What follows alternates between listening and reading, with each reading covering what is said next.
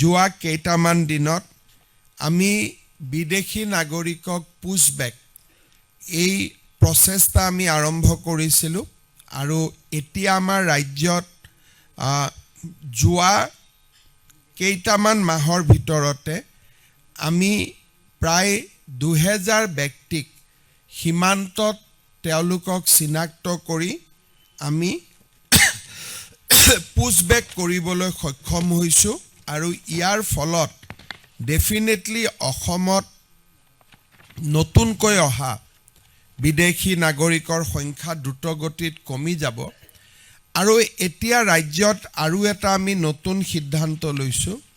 যে বিদেশী ন্যায়াধিকৰণে যিসকল ব্যক্তিক বিদেশী বুলি ঘোষণা কৰে তেওঁলোকক আমি উইদিন 1 উইক আমি তেওঁলোকক পুছবেক কৰাৰ বাবে সিদ্ধান্ত লৈছোঁ যাতে তেওঁলোকে উচ্চ ন্যায়ালয় উচ্চতম ন্যায়ালয় এই গোটেই প্ৰক্ৰিয়াটোৰে বহুত দেৰি হৈ নাযায় বিদেশী ন্যায়াধিকৰণে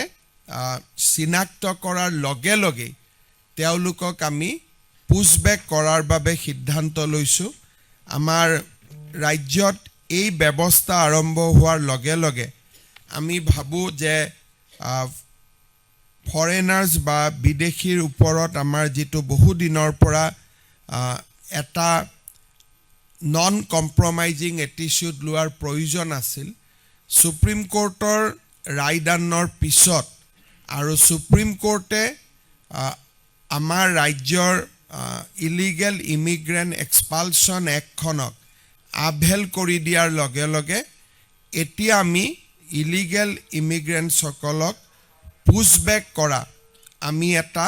আমাৰ চৰকাৰৰ নীতিলৈকে আমি তাক ৰূপান্তৰ কৰিছোঁ আৰু তাৰ পৰিপ্ৰেক্ষিতত আমাৰ ৰাজ্যত মই ভাবোঁ যে গোটেই বিদেশী নাগৰিকৰ সমগ্ৰ ব্যৱস্থাটোতে এটা পৰিৱৰ্তন আহিবলৈ সক্ষম হ'ব যোৱা কেইটামান দিনত আমি বিদেশী নাগৰিকক পুছবেক এই প্ৰচেষ্টা আমি আৰম্ভ কৰিছিলোঁ আৰু এতিয়া আমাৰ ৰাজ্যত যোৱা কেইটামান মাহৰ ভিতৰতে আমি প্ৰায় 2000 ব্যক্তিক সীমান্তত তেওঁলোকক চিনাক্ত কৰি আমি পুছবেক কৰিবলৈ সক্ষম হৈছোঁ আৰু ইয়াৰ ফলত